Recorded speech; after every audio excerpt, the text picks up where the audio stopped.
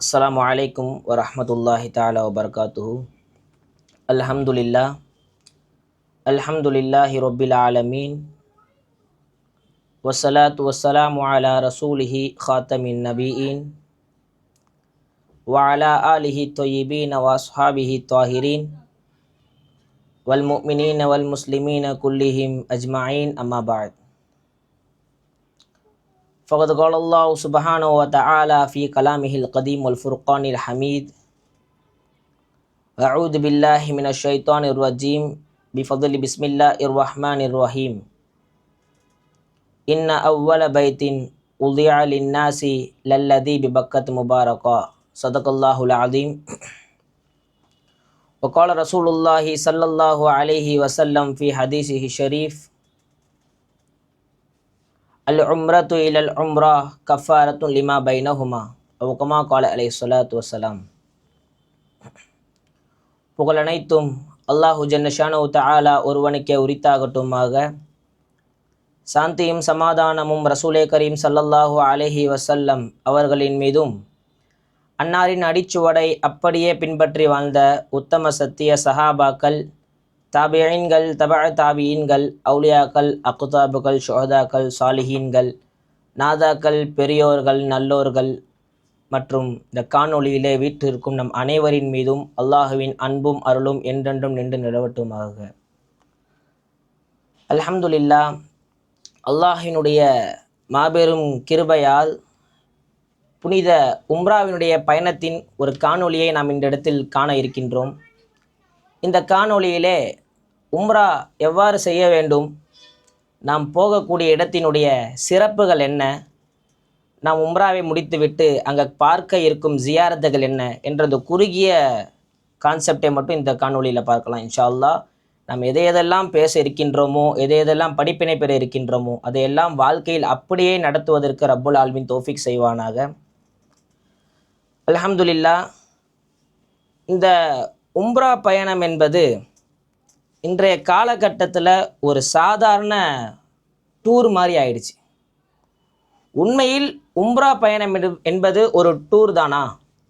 உம்ரா பயணம் எதற்காக வேண்டி ஆரம்பிக்கப்பட்டது? எப்படி ஒரு மனிதன் உம்ராவுக்கு செல்லக்கூடிய நோக்கங்கள் ஏற்பட்டது என்பதை முதலாவதாக பார்க்கலாம்.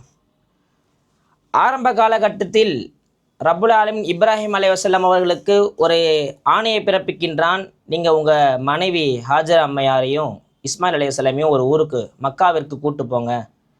அந்த ஆணையை கேட்டு இப்ராஹிம் அலைஹிஸ்ஸலாம் அவர்கள் இருவரையும் கூட்டு செல்கின்றார்கள். கூட்டம் மக்காவுடைய அந்த பொட்டல் பூமி, புற்பூண்டு கூட முளைக்காத அந்த பூமியில், தண்ணி கூட இல்லாத அந்த பூமியில் அவர்களை இறக்கி விடும்பொழுது அவங்க கேட்குறாங்க, இப்படி யாருமே இல்லாத, ஒரு தண்ணி கூட இல்லாத, ஆள் நடமாட்டம் இல்லாத ஒரு ஊரில் கொண்டு வந்து விடுறீங்களே, எதனால் இப்படி எங்களை விடுறீங்கன்னு ஒரு வார்த்தை ஹாஜர் அம்மா கேட்பாங்க. இஸ்மாயில் அலைஹிஸ்ஸலாம் கை குழந்தை. இப்ராஹிம் அலைஹிஸ்ஸலாம் சொன்னாங்க, அல்லாஹ் தாலா இந்த இடத்துல உங்களை விட சொன்னால் அதனால் நான் விடுறேன் அப்படின்ற ஒரு வார்த்தையை மட்டும் இப்ராஹிம் அலைஹிஸ்ஸலாம் சொல்கிறாங்க. விட்டு போயாச்சு. முதலாவது ரப்புல் ஆலமீன் கட்டளை இடுகின்றான். கட்டளைக்கு எந்த பேச்சும் மறுபேச்சு பேசாமல் பொட்டல் பூமியில் அவர்களை விடுகின்றார்கள். இரண்டாவதாக இப்ராஹிம் அலைஹிஸ்ஸலாம் அவர்களுக்கும் அவருடைய மகனான இஸ்மாயில் அலைஹிஸ்ஸலாம் அவர்களுக்கும் இறைவன் ஆணை பிறப்பிக்கின்றான். இந்த காபத்துல்லாவை நீங்கள் மறுகட்டமைப்பு செய்யுங்கள் என்பதாக. அவர்களும் அந்த காபத்துல்லாவை இறைவன் சொன்ன எந்த பதிலுக்கும், எந்த ஆணைக்கும் பதில் கேள்வி கேட்காமல் அவர்கள் அந்த காபத்துல்லாவை கட்டி முடிக்கின்றார்கள். மூன்றாவதாக ரப்புல் ஆலமீன் கூறுகின்றான், இந்த மலை மீது ஏறி நீங்கள் இருக்கக்கூடிய எல்லா மக்களுக்கும் அழைப்பு கொடுங்கள் என்பதாக இறைவன் கூறுகின்றான். இந்த இடத்தில் இப்ராஹிம் அலைஹிஸ்ஸலாம் அவர்களுக்கு ஒரு கேள்வி எழும்புகின்றது. இந்த இடத்தில் யாரும் இல்லை, யாரும் இல்லாத ஒரு பொட்டல் பூமியில் இருந்து கொண்டு யாருக்கு அழைப்பு கொடுப்பது என்பதாக அவர்களுக்கு ஒரு சந்தேகம். இறைவன் குறிவிட்டான், வஅத்தினு ஃபின்னாஸி பில் ஹஜ், மக்களுக்கு நீங்கள் ஹஜ்ஜை கொண்டு அழைப்பு கொடுங்கள். அதான் மக்களுக்கு ஒளிபெருக்கி மூலம் அதான் கொடுக்கின்றோம் இல்லவா, அதே போல் மக்களுக்கு நீங்கள் அழைப்பு கொடுங்கள் என்பதாக ரப்புல் ஆலமீன் கூறுகின்றான். அந்த இப்ராஹிம் அலைஹிஸ்ஸலாம் அவர்கள் இதை கேட்டவுடன் யாருக்கு அழைப்பு கொடுப்பது, இங்கே மக்கள் எங்கே இருக்கின்றார்கள் என்பதாக கேட்கும் பொழுது ரப்புல் ஆலமீன் கூறுகின்றான், யஅதூக ரிஜாலன் அலா குல்லி தாமிரின் யஅதீன பிகுல்லி ஃபஜ்ஜின் அமீக் என்பதாக ரப்புல் ஆலமீன் கூறுகின்றான். நீங்கள் யாரையெல்லாம் உங்களுடைய அதானுக்கு, உங்களுடைய அழைப்புக்கு யாரெல்லாம் பதிலளித்தார்களோ பூமியின் உள்ள மூளை முடுக்குகளிலிருந்து எல்லாம் இந்த இடத்திற்கு வருவார்கள் என்பதாக ரப்புல் ஆலமீன் கூறுகின்றான். யார் அந்த இடத்தில் இருந்தார்கள்? யாரெல்லாம் ஆலமுல் அர்வாஹ் நாம் இருந்து கொண்டிருப்பது ஆலமுல் துன்யா, இந்த உலக வாழ்க்கையில் நாம் இருந்து கொண்டிருக்கின்றோம். இந்த உலகத்திற்கு முன்பாக ஒரு வாழ்க்கை இருக்கின்றது, வெறும் ரூஹுகள் மட்டும் இருக்கக்கூடிய ஒரு வாழ்க்கை. அந்த வாழ்க்கையில் இருக்கும் பொழுது யார் யாரெல்லாம் இப்ராஹிம் அலைஹிஸ்ஸலாம் அவருடைய அழைப்பிற்கு பதிலளித்தார்களோ, லப்பைக் சஅதைக், நாங்கள் வந்துவிட்டோம் இப்ராஹிம் அலைஹிஸ்ஸலாம், நாங்கள் ஆஜராகி விட்டோம் இப்ராஹிம் அலைஹிஸ்ஸலாம் என்று யாரெல்லாம் பதிலளித்தார்களோ அந்த அத்தனை நபர்களும் ஹஜ்ஜுக்கு வருவார்கள், உம்ராவிற்கு வருவார்கள் என்பதாக ரப்புல் ஆலமீன் கூறிவிட்டான். எனவே அன்பிற்குரியவர்களே, நாம் உம்ரா செய்கின்றோம், நாம் ஹஜ்ஜி செய்கின்றோம் என்றால் இது எல்லாம் இறைவன் அன்றே நாம் பதிலளித்து விட்டோம். இறைவன் நமக்கு அன்றே இதற்கான தீர்ப்புகளை நமக்காக எழுதிவிட்டான். அப்படிப்பட்ட ஒரு பாக்கியம் பொருந்தியவர்களாக நம்மை ரப்புல் ஆலமீன் ஆக்கி இருக்கின்றான். அல்ஹம்துலில்லாஹ். அடுத்ததாக நாம் செல்ல இருக்கின்ற இடம் மக்கா. மக்காவினுடைய சிறப்புகள் அல்லாஹு அக்பர், சொல்ல முடியாத அத்தனை சிறப்புகள்.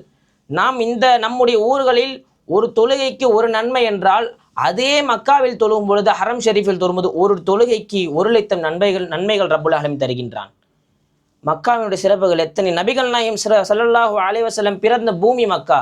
நபிகள் நாயகம் ஸல்லல்லாஹு அலைஹி வஸல்லம் அவர்களுக்கு முதலாக குர்ஆன் இறங்கிய இடம் மக்கா. மலக்குமார்கள் அடிக்கடி வருகை தந்த இடம் மக்கா. இப்படி மக்காவினுடைய சிறப்புகள் ஏராளம். நாம் செல்லக்கூடிய ஒவ்வொரு இடங்களிலும் நாம் பார்க்கலாம், இந்த இடத்தில் ஏதாவது ஒரு முறை நபிகள் நாயகம் ஸல்லல்லாஹு அலைஹி வஸல்லம் இருந்திருப்பார்கள். இந்த இடத்தில் ஏதாவது ஒரு நபிகள் நாயகம் ஸல்லல்லாஹு அலைஹி வஸல்லம் ஏதாவது பயான் செய்திருப்பார்கள். இந்த இடத்தில் நபிகள் நாயகம் ஸல்லல்லாஹு அலைஹி வஸல்லம் இருக்கும் பொழுது ஏதாவது ஒரு மலக்கு இறங்கி அவர்களிடத்தில் பேசி இருப்பார்கள், ஜிப்ரீல் அலைஹிஸ்ஸலாம் வந்து இருப்பார்கள். இப்படி ஏராளமான சிறப்புகள் மக்காவிற்கு இருக்கின்றது. அதே சமயத்தில் நாம் அடுத்ததாக செல்லும் இடம் மதீனா. மதீனாவுடைய சிறப்பு, நபிகள் நாயகம் ஸல்லல்லாஹு அலைஹி வஸல்லம் அவர்கள் இன்றளவும் வாழக்கூடிய பூமி மதீனா. இந்த பூமியில் நீங்கள் சுவனத்தை பார்க்க வேண்டுமா, ஒரே ஒரு இடம் மதீனாவில் இருக்கிறது. மா பைன பைத்தி வல் மிம்பரி ரௌதத்தும் மின் ரியாலில் ஜின்னா. மா பைன பைத்தி வ ரௌதத்தி மா பைன பைத்தி வல் மிம்பரி ரௌதத்தும் மின் ரியாலில் ஜன்னா. என்னுடைய வீட்டிற்கும் என்னுடைய மிம்பர் படிக்கும் மத்தியில் உள்ள இடம் அது சொர்க்கத்தினுடைய பூங்காக்களிலிருந்து ஒரு பூங்கா என்பதாக நபிகள் நாயகம் ஸல்லல்லாஹு அலைஹி வஸல்லம் அவர்கள் கூறியிருக்கின்றார்கள். எனவே சிந்தித்து பார்க்க வேண்டும் நண்பர்களே, அன்பிற்குரியவர்களே, நாம் இந்த பூமியில் ஒரு சுவனத்தை பார்க்க வேண்டுமா, மதீனாவிற்கு செல்ல வேண்டும். வேறு எந்த இடத்திலும் இந்த பாக்கியம் கிடைக்காது. அது மட்டுமல்லாமல் இன்றளவும் நாம் இங்கு சொல்லக்கூடிய சலாம் நபிகள் நாயகம் ஸல்லல்லாஹு அலைஹி வஸல்லம் அவர்களுக்கு எத்தி வைக்கப்படுகின்றது. நபிகள் நாயகம் ஸல்லல்லாஹு அலைஹி வஸல்லம் அவருக்கு சொல்லக்கூடிய சலாமும் சரி, சலவாத்தும் சரி, அதை எடுத்து செல்வதற்காகவே அத்தனை நாம் மலக்குமார்களை ரப்புல் ஆலமீன் நியமித்திருக்கின்றான். இங்கு சொல்லக்கூடிய சலவாத்திற்கே அத்தனை சக்தி என்றால், நேரடியாக நபிகள் நாயகம் ஸல்லல்லாஹு அலைஹி வஸல்லம் அவருடைய ரவுலாவிற்கு சென்று சொல்லக்கூடிய சலாமிற்கு இறைவன் எத்தனை மகத்துவத்தை ஏற்படுத்தி இருக்கின்றான். இதையெல்லாம் மக்கா மதீனாவுடைய சிறப்புகளில் கட்டமைக்கப்பட்டது.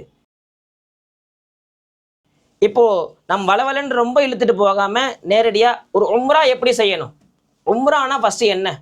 அரபு அகராதியில உம்ரா என்றால் ஜியாரத்.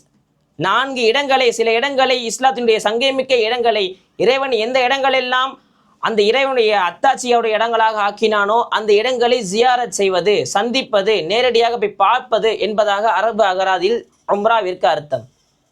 இஸ்லாமிய சமுதாயத்தை பொறுத்தவரை உம்ரா என்றால் 4 கட்டமைப்புக்குள் கட்டமைக்கப்பட்டது தான். முதலாவதாக காபத்துல்லாவை தவாஃப் செய்வது. 7 சுத்துகள் சுத்தினால் ஒரு தவாஃப், இது முதலாவது. இரண்டாவதாக சஃபா மர்வாவின் மத்தியில் தொங்கோட்டம் ஓடுவது, இது இரண்டாவது. மூன்றாவதாக அந்த தொங்கோட்டம் முடித்தவுடன் நாம் மொட்டை அடிப்பது. இந்த 3 விஷயங்கள். முதலாவதாக நியத் செய்து கொள்ள வேண்டும், இரண்டாவதாக காபத்துல்லாவை தவாஃப் செய்ய வேண்டும், மூன்றாவதாக சஃபா மர்வாவில் தொங்கோட்டம் 7 முறை தொங்கோட்டம் ஓட வேண்டும், நான்காவதாக தலைமுடியை சரிக்க வேண்டும். இந்த 4 தான் ஒரு உம்ராவினுடைய கட்டமைப்பாக கருதப்படுகின்றது. முதலாவதாக நாம் நம்முடைய இல்லங்களிலிருந்து புறப்படுகின்றோம்.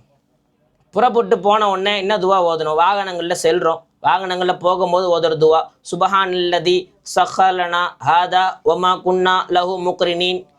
இந்த துவாவை வாகனங்களில் புறப்படும் போது ஓதிடுறோம். நம்ம ஓதிட்ட உடனே வாகனங்களில் புறப்பட்டாச்சு, நம்ம கொஞ்சம் சீக்கிரமாகவே போயிடலாம். அப்படியே ஹரம் ஷெரீஃபுக்கு வந்தாச்சு.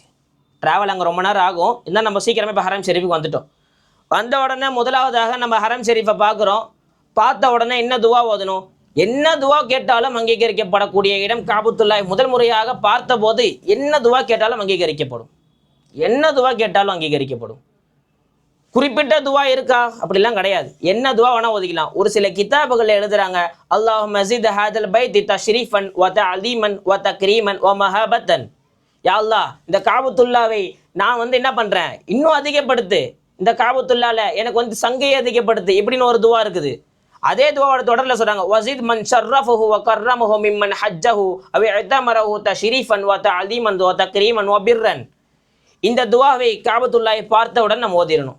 மனப்பாடம் செய்கிறதுனா இந்த துவா மனப்பாடம் பண்ணலாம். இன்ஷா அல்லாஹ் உங்களுக்கான புத்தகங்கள் கொடுக்கப்பட்ட இந்த துவா அதில் குறிப்பிடப்பட்டிருக்கும். இந்த துவாவை நம்ம என்ன பண்ணலாம், கேட்கலாம். அப்படி இல்லை, இது பெரிய துவாவாக இருக்குது, என்னால் இந்த துவாவால் மனப்பாடம் பண்ண முடியாதுன்னா, நம் காபத்துல்லாஹை பார்த்த முதல் பார்வையிலேயே யா அல்லாஹ், என்ன தமிழ்லையோ அரபிலையோ என்ன துவாவாக இருந்தாலும் நம்ம மனசுக்கு தேவையான அத்தனை துவாவையும் கேட்கலாம். எல்லாம் அங்கீகரிக்கப்படும். அல்லாஹு தாலா ஒருவனே அறிவான். காபத்துல்லாஹை பார்த்தாச்சு. நம்மளுடைய எஹ்ராம் ட்ரெஸ்ஸில் இருக்கும். இப்போது நம்ம ஃப்ளைட்டில் வரும்போதே நம்மளுக்கான அறிவிப்பு வரும், நீங்கள் மீகாத்தை அடைஞ்சிட்டீங்க, நியத்து வச்சுக்கோங்கன்ட்டு. அந்த இடத்துல நம்ம என்ன பண்ணுறோம், அல்லாஹும்ம லப்பைக்க உம்ரத்தன் அப்படின்ற நியத்து வச்சுட்டு நம்ம வந்துடுறோம். வந்துட்ட உடனே நம்ம எஹ்ராம் ட்ரெஸ்ஸை நம்ம தவாஃபை ஸ்டார்ட் பண்ணும்போது நம்ம வலது புறத்தில் இருக்க துணியை மட்டும் எடுத்து வலது தோள்பட்டையை காமிக்கணும். காமிச்சு துணி இப்போ உள்பக்கமாக வந்துடும். வலது தோள்பட்டை தெரியணும். நம்மளுடைய தவாஃப் எங்கே ஆரம்பிக்கணும்னா, ஹஜருல் அஸ்வத் கல் இருக்குங்கள்ல, அந்த கல்லில் இருந்து நம்ம ஸ்டார்ட் பண்ணணும். ஹஜருல் அஸ்வதில் இருந்து ஸ்டார்ட் பண்ண ஆரம்பிக்கணும். அதுலேருந்து போயிட்டு சுற்றி ஹஜருல் அஸ்வதில் வந்தோன்னா ஒரு சுற்று முடிஞ்சுது. இதே மாதிரி மொத்தம் 7 சுற்றுகள் சுற்றி முடிக்கணும். இதுதான் ஒரு தவாஃப். இந்த தவாஃபில் என்ன துவா ஓதணும் அப்படின்னா உங்கள் இஷ்டம்.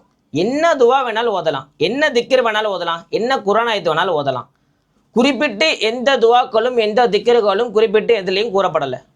அதே சமயத்தில் இந்த ருக்குனை யமானியிலிருந்தும் ஹஜருல் அஸ்வதுக்கு இதுக்கு மத்தியில் மட்டும் ஒரே ஒரு துவா குறிப்பிடப்பட்டிருக்கு. ரப்பனா ஆத்தினா ஃபித்துன்யா ஹசனத்தம் வஃபில் ஆஹிரத்தி ஹசனத்தம் வகீனா அதாபன்னார். இந்த துவாவை மட்டும் ருக்குனை யமானியிலிருந்து ஹஜருல் அஸ்வத் இந்த இடைப்பட்ட நேரங்களில் ஓதணும். அடுத்ததாக இந்த நம்ம தவாஃப் 7 சுத்துகளையும் முடிச்சு ஒரு தவாஃபை முடிச்சாச்சு. உம்ராவில் 2 கட்டத்தை தாண்டிட்டோம். நியத்து வச்சாச்சு. நியத்து வச்சு தவாஃப் முடிச்சிட்டோம். இன்னும் 2 கட்டங்கள் தான் உம்ராவில் பாக்கி இருக்கு. உம்ரா ஒன்றும் அவ்வளோ பெரிய அமல்லாம் கிடையாது. கஷ்டம், முடியாது, ரொம்ப கஷ்டப்படுவோம் அப்படின்ற அமல் உம்ரா கிடையாது. 4 தான். 2 முடிஞ்சிச்சு. இப்போ இதில் அடுத்ததாக அங்கேருந்து நம்ம வந்தோம்னா நம்ம வலதுபுறத்தில் மகாமே இப்ராஹிம் இருக்கும். தவாஃபை முடிக்கிறதுக்கு முன்னாடி 2 ரக்காய் தொழுகணும். 7 சுற்று சுற்றியாச்சு. மக்காமே இப்ராஹிம்க்கு வந்ததுக்கு முடிஞ்சா மக்காமே இப்ராஹிம்க்கு பின்னாடி நின்று 2 ரக்காய் தொழுகணும். தவாஃப் முடிச்சுட்டு சப்போஸ் மக்காமே இப்ராஹிம் பின்னாடி நமக்கு இடம் கிடைக்கல அப்படின்னா அந்த இடத்துல இருந்து மற்ற இடங்கள் அந்த ஹரம் ஷெரீஃபில் சுற்றி எங்கே வேணாலும் 2 ரக்காய் தொழுதுக்கலாம். இதில் சுன்னத்து என்னன்னா, முதல் ரக்காயத்தில் குல்யா ஐயுவல் காஃபிரூன் இந்த சூறாவை ஓதுறதும், இரண்டாவது ரக்காயத்தில் குல் ஹுவல்லாஹு அஹத் அந்த சூரத்துல் இஹ்லாஸை ஓதுவதும் சுன்னத்து அப்படின்னு சொல்லிட்டு ஹதீஸுகளில் வருது. இந்த 2 தொழுகைகள் முடித்த உடனே, இந்த 2 ரக்காயத்தை முடித்த உடனே நம்ம அங்கேருந்து எங்கே போகிறோம்னா, வயிறு நிரம்ப ஜம்சம் தண்ணியை குடிக்கணும். ஜம்சம் தண்ணியை வயிறு நிரம்ப குடிக்கணும்னு ஹதீஸுகளில் வருது. ஜம்சம் தண்ணியும் குடிச்சாச்சு. குடித்த உடனே நேராக எங்கே போகிறோம், சஃபா மர்வாவுக்கு போகிறோம். சஃபா மர்வா ஹாஜரா அலைஹிஸ்ஸலாம் அவர்கள் இஸ்மாயில் அலைஹிஸ்ஸலாமுக்காக தண்ணிக்காக வேண்டி எந்த இடத்துல ஓடினாங்களோ அந்த இடத்துல இப்போ ஓடணும். சஃபா மர்வாவுக்குள்ளே உள்ள நுழையும் பொழுது நம்ம என்ன துவா ஓதணும், இன்ன சஃபா வல் மர்வத மின் ஷஆயிரில்லா. சஃபாவும் மர்வாவும் அல்லாஹ்வினுடைய அடையாளங்களிலிருந்து கட்டுப்பட்டதாக இருக்கின்றது அப்படின்ற துவா ஓதிடணும். இந்த துவா ஓதுனதுக்கு பின்னாடி இன்னொரு துவா ஓதணும், அப்தஉ பிமா பத அல்லாஹு பிஹி. அல்லாஹ் எதை கொண்டு ஆரம்பித்தானோ அதை கொண்டே நானும் ஆரம்பிக்கின்றேன் என்பதாக ஒரு துவாவை ஓத வேண்டும். அல்லாஹ் எதை கொண்டு ஆரம்பித்தான், இன்ன சஃபா வல் மர்வத. அல்லாஹ் சஃபாவை கொண்டு ஆரம்பிக்கின்றான், மர்வாவை கொண்டு முடிக்கின்றான். அப்போ நம்மளும் என்ன பண்ணோம், சஃபால இருந்து ஆரம்பிக்கணும். இந்த 2 துவாவை நம்ம சஃபால இருந்து ஓதிடுறோம். அதுக்கப்புறம் காபத்துல்லாஹை முன்னோக்கி அல்லாஹு அக்பர் அல்லாஹு அக்பர் அல்லாஹு அக்பர் லா இலாஹ இல்லல்லாஹு வஹ்தஹு லா ஷரீக லஹு லஹுல் முல்கு வலஹுல் ஹம்து வஹுவ அலா குல்லி ஷைஇன் கதீர் லா இலாஹ இல்லல்லாஹு வஹ்தா அன்ஜஸ வஅதா வநஸ்ர அப்தா வஹஸமல் அஹ்ஸாப வஹ்தா அப்படின்ற துவா ஓதிட்டு நம்மளால என்னென்ன துவாக்கள்லாம் இதுக்கு பிறகு கேட்க முடியுமோ எல்லா துவாவையும் கேட்டுட்டு அப்படி சஃபால இருந்து மர்வாவுக்கு போகணும். சஃபால இருந்து மர்வாவுக்கு போற வழியில என்ன திக்ர் வேணாலும் செய்யலாம், என்ன ஆயத்தை வேணாலும் ஓதிக்கலாம். குறிப்பிட்டு இதுதான் ஓதணுன்றது கிடையாது.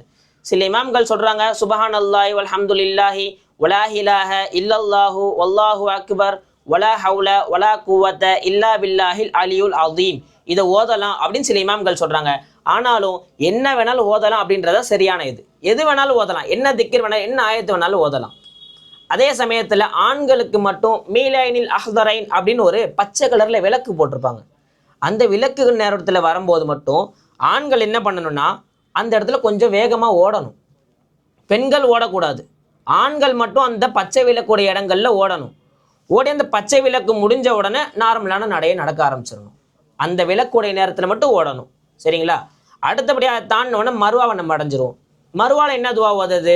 அதே மாதிரி தான். லா இலாஹ இல்லல்லாஹு வஹ்தஹு லா ஷரீக லஹு லஹுல் முல்கு வலஹுல் ஹம்து வஹுவ அலா குல்லி ஷைஇன் கதீர் லா இலாஹ இல்லல்லாஹு வஹ்தா அன்ஜஸ வஅதா வநஸ்ர அப்தா வஹஸமல் அஹ்ஸாப வஹ்தா.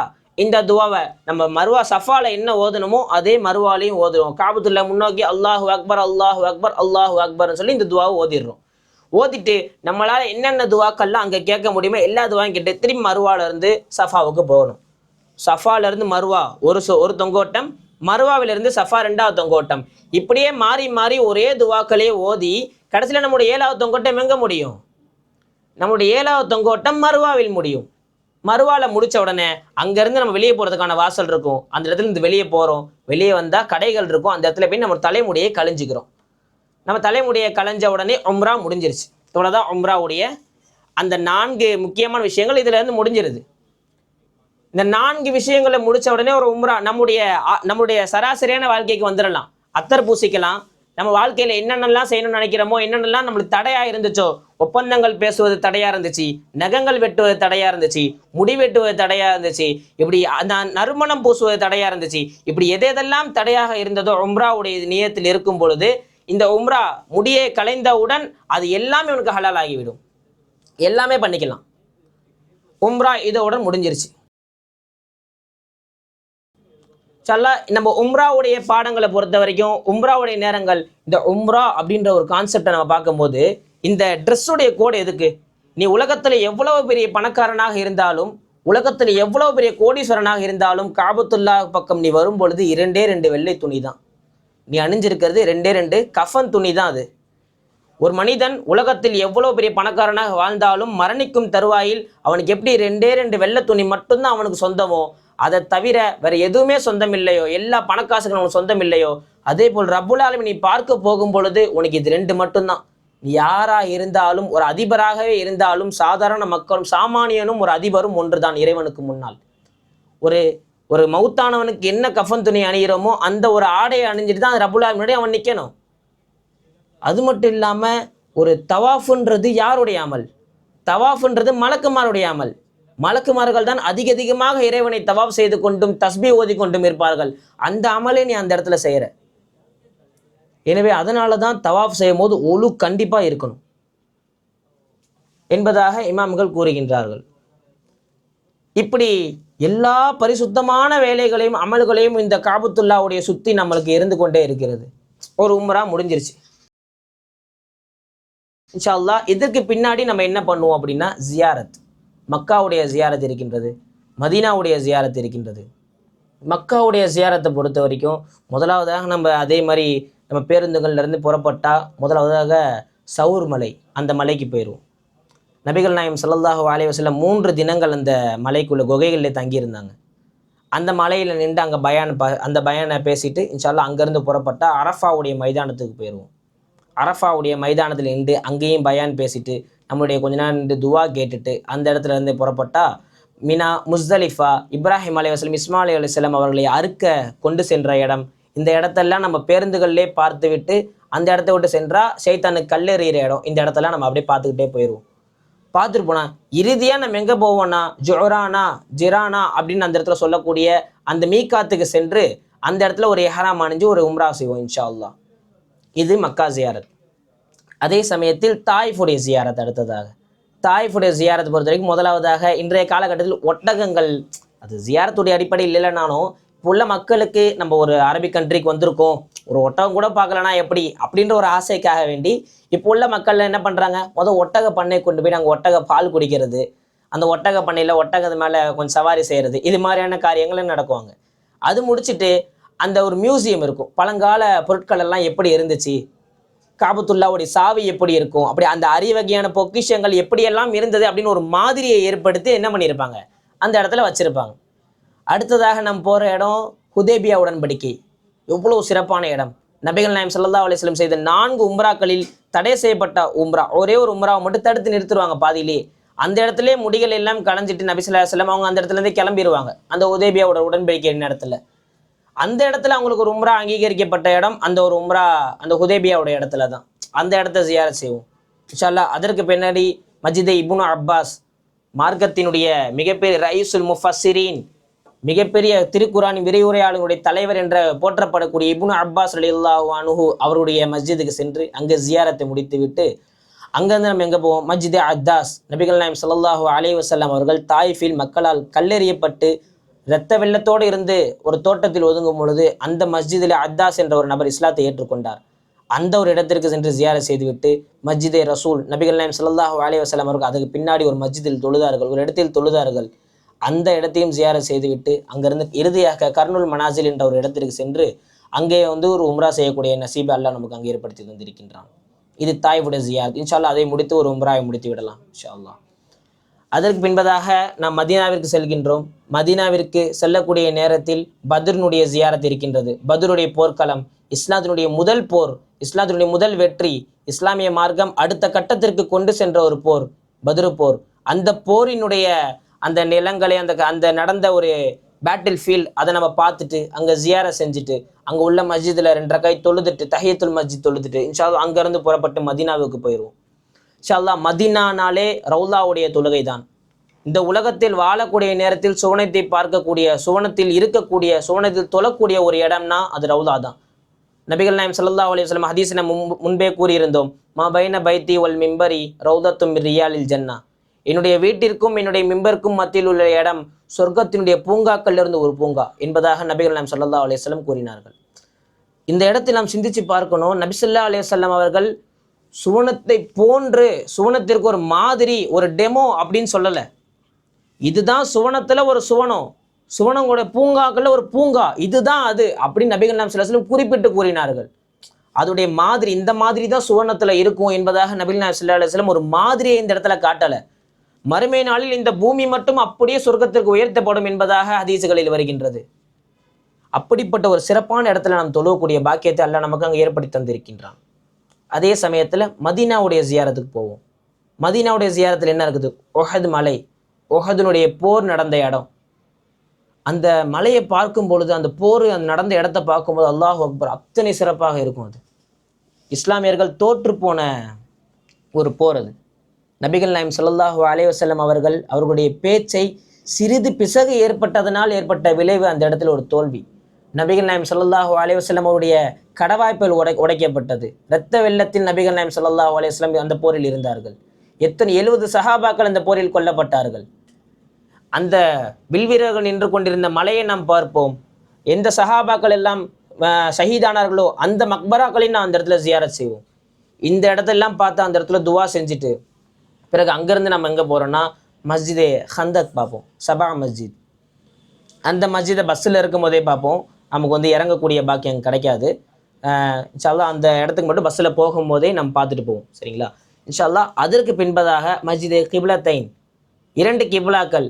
ஆரம்பமாக ஹிஜ்ரத்துக்கு வந்தவுடன் அங்கே உள்ள யஹூதிகளுக்கு தோதுவாக இஸ்லாமியர்கள் எல்லாம் என்ன செஞ்சாங்க, அங்கே உள்ள பைத்துல் முகத்தஸை முன்னோக்கி தொழுதுட்டு இருந்தாங்க.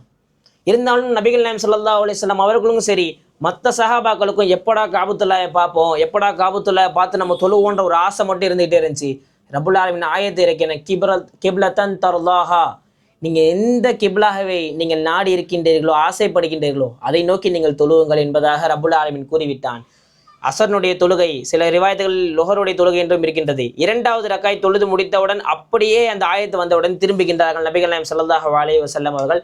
இப்படி 2 கிப்லாக்கள் ஒரே இடத்தில் சங்கமித்ததனால் கிப்லத்தைன், 2 கிப்லாக்கள் இருக்கக்கூடிய ஒரே மஸ்ஜித் என்பதாக அதற்கு பேர் உண்டு. அந்த மஸ்ஜிதை பார்த்தவுடன் குபாவுடைய மஸ்ஜித். நபிகள் நாயகம் ஸல்லல்லாஹு அலைஹி வஸல்லம் ஒவ்வொரு வாரத்தில் ஒவ்வொரு முறையும் அந்த குபாவுடைய மஸ்ஜிதுக்கு இல்லத்திலிருந்தே சுத்தமாகி கொண்டு அந்த குபா மஸ்ஜிதுக்கு செல்கின்றார்கள். சென்றால் ஒரு உம்ராவுடைய நன்மை அந்த இடத்துல கிடைக்கின்றது என்பதாக நபிகள் நாயகம் ஸல்லல்லாஹு அலைஹி வஸல்லம் கூறிய ஹதீஸ் இருக்கின்றது. குபா மஸ்ஜித் முடித்தவுடன் அங்குள்ள பேர்த்தம்பள தோட்டங்களுடைய ஜியாரத் இருக்கும். இது மதீனாவுடைய ஜியாரத். இப்படி எல்லா ஜியாரத்துகளையும் நாம் இந்த இடத்துல இந்த மக்காவிலும் மதீனாவிலும் செய்ய இருக்கின்றோம். இத்தனை ஜியாரத்துகள் எதற்காக வேண்டி? வெறுமனே இந்த இடத்துல உஹது போர் நடந்திருக்கு, பத்ர் போர் நடந்திருக்கு, இப்படி வெறும் பார்த்துட்டு அந்த இடத்த விட்டு கலைஞ்சு போறது தானா இதோடைய நோக்கம்? கிடையாது. இந்த இஸ்லாமிய மார்க்கம் நாம் இன்னைக்கு இருக்கக்கூடிய சூழ்நிலையில் லா இலாஹ இல்லல்லாஹ் முஹம்மது ரசூலுல்லாஹ் ஈஸியாக சொல்லிடலாம். ஆனால் ஒரு காலத்தில் இந்த லா இலாஹ இல்லல்லாஹ் முஹம்மது ரசூலுல்லாஹ் என்று சொல்வதற்கு மக்கள் எவ்வளவு கஷ்டப்பட்டார்கள்.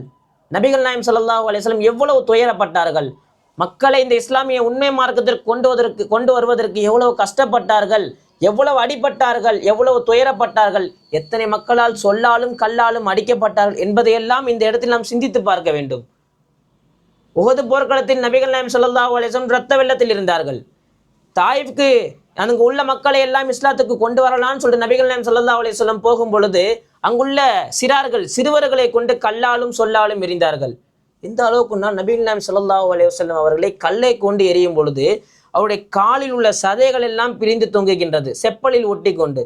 இரத்த வெள்ளத்தில் நபிகள் நாயகம் ஸல்லல்லாஹு அலைஹி வஸல்லம் இருக்கின்றார்கள். உடனே மலக்குமார்கள் ஜிப்ரீல் அலைஹிஸ்ஸலாம் அவர்கள் இறங்கி விட்டார்கள். கூடவே வந்தார்கள் மலையினுடைய மலக்கு. இந்த தாயிஃபை பொறுத்த வரைக்கும் 2 மலைக்கு நடுவில் உள்ள கிராமம் வந்து அந்த தாயிஃப். ஜிப்ரீல் அலைஹிஸ்ஸலாம் சொல்லிவிட்டார்கள், யா ரசூலல்லாஹ், நீங்கள் சொன்னீர்கள் என்றால் மலையினுடைய மலக்கு என்னுடன் இருக்கின்றார், இந்த கிராமத்தை 2 மலைக்கு நடுவில் அப்படியே நசுக்கிறோம் என்பதாக ஜிப்ரீல் அலைஹிஸ்ஸலாம் கூறுகின்றார்கள். நபிகள் நாயகம் ஸல்லல்லாஹு அலைஹி வஸல்லம் இந்த உம்மத்தின் மீது வைத்த கருணை, இந்த உம்மத்தின் மீது அவ்வளவு கருணை வைத்திருந்தார்கள். வேண்டாம் ஜிப்ரீலே, வேண்டாம், இந்த மக்கள் அறியாமையில் இதை செய்கின்றார்கள். ஒருவேளை இவர்களுக்கு பின்னால் வரக்கூடிய சந்ததியினர் இஸ்லாத்தை ஏற்று பெரும் விஷயங்களை செய்வார்கள் என்பதாக நபிகள் நாயகம் ஸல்லல்லாஹு அலைஹி வஸல்லம் சொன்ன ஒரு வார்த்தை இன்றளவும் சரி தாயிஃபிலிருந்து வரக்கூடிய எத்தனையோ இமாம்கள் அவரோடு பேசினாலே இஸ்லாத்திற்கு வரக்கூடிய எத்தனையோ அந்த பாக்கியத்தை அவர்கள் பெற்றிருக்கின்றார்கள். இதெல்லாம் நபிகள் நாயகம் ஸல்லல்லாஹு அலைஹி வஸல்லம் அவர் மீது காட்டிய கருணை. இப்படி இந்த இடத்துக்குலாம் ஜியாரத் செய்யறதுக்கான காரணமே அதுதான். நபிகள் நாயகம் ஸல்லல்லாஹு அலைஹி வஸல்லம் இந்த இடத்துல கஷ்டப்பட்டாங்க. நாம் இன்னைக்கு சங்கையான ஒரு இடத்துல இருக்கிறோம்னா நபிகள் நாயகம் ஸல்லல்லாஹு அலைஹி வஸல்லம் செய்த துவா, நபிகள் நாயகம் ஸல்லல்லாஹு அலைஹி வஸல்லம் செய்த தியாகம், இதெல்லாம் நம்ம அந்த இதில் சிந்திச்சு பார்க்கணும். சும்மா போனோம், உம்ரா செஞ்சோம், 4 இடத்த சுற்றி பார்த்தோம், ஊர் சுற்றி பார்த்தோம், சாப்பிட்டோம், வந்தோம், இது உம்ரா கிடையாது. உம்ரானா என்ன? முன்னாடி சொன்ன மாதிரி உம்ரானா ஜியாரத். உம்ரானா இந்த 4 விஷயங்களை செய்யறது. 4 விஷயங்களை செஞ்சு முடிச்சிட்டோம், அடுத்து என்ன பண்ணணும்? ஜியாரத் செய்யணும். வெறுமன்னா அந்த இடத்த பார்த்துட்டு வருவதில்லை ஜியாரத். பார்த்தோமா, அதிலிருந்து படிப்பினை பெற்றோமா என்பதுதான் ஜியாரத். இன்றைய சூழ்நிலையில் உம்ரா என்றால் ஒரு பொழுதுபோக்காக மாறிவிட்டது மக்களுக்கு மத்தியில். அந்த எண்ணங்கள் மாற வேண்டும். சும்மா நம்ம ஒன்றும் உம்ராவுக்கெல்லாம் வந்துடல. அல்லாஹ் தாலாவுடைய அந்த சிறப்பு நமக்கு கிடைச்சிருக்கு. அன்னைக்கு இப்ராஹிம் அலைஹிஸ்ஸலாம் சொன்ன வார்த்தைக்கு நாம் பதிலளிச்சிருக்கோம். அப்படிப்பட்ட சிறப்பு. இன்னும் சொல்ல போனால் உம்ரா வரவங்களுக்கு இன்னும் என்ன சிறப்பு தெரியுமா? பெண்களுக்கு ஜிஹாது கிடையாது, பெண்கள் போரில் பங்கேற்பது கிடையாது. நபிகள் நாயகம் ஸல்லல்லாஹு அலைஹி வஸல்லம் கூறுகின்றார்கள், அல ஜிஹாதி நிசா, பெண்களுக்கு ஜிஹாத் என்பது இந்த உம்ரா செய்வதுதான், ஹஜ்ஜி செய்வதுதான் என்பதாக நபிகள் நாயகம் ஸல்லல்லாஹு அலைஹி வஸல்லம் கூறுகின்றார்கள். ஆயிஷா ரலியல்லாஹு அவர்கள் மூலமாக இந்த ஹதீஸ் அறிவிக்கப்படுகின்றது. ஹதீஸ்ல எப்படி வருதுன்னா, அல்லன் நிசாய் ஜிஹாதுன், ஆயிஷா ரலியல்லாஹு கேட்குறாங்க, பெண்களுக்கு ஜிஹாத் இருக்கின்றதா என்பதாக கேட்கும் பொழுது நபிகள் நாயகம் ஸல்லல்லாஹு அலைஹி வஸல்லம் கூறுகின்றார்கள், நாம், பெண்களுக்கும் ஜிஹாத் இருக்கின்றது. அலைஹின்ன ஜிஹாதுன், அவர்களுக்கு ஜிஹாத் இருக்கின்றது. லா கிதால ஃபீஹி, அதில் எந்த விதமான சண்டைக்கும் கத்திக்கும் ஆயுதங்களுக்கும் வேலை இல்லை.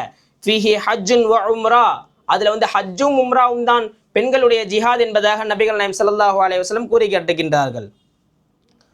அதே மற்றொரு ஹதீஸில் வருகின்றது, ஜிஹாதுல் கபீரி வ ஜிஹாதுல் சகீரி வல் லைஃபி வல் மர்அத்தி அல் ஹஜ் வல் உம்ரா, பெரியவர்கள், சிறியவர்கள், வயதானவர்கள், இன்னும் குழந்தைகள், இவர்களுடைய ஒரு பெண்கள், இவருடைய ஜிஹாத், இவருடைய போர் என்பது ஹஜ்ஜும் உம்ராவும் செய்வதுதான் என்பதாக நபிகள் நாயகம் ஸல்லல்லாஹு அலைஹி வஸல்லம் கூறி காட்டுகின்றார்கள். இந்த உம்ராவிற்கு மேலும் எத்தனையோ சிறப்புகள் இருக்கின்றது.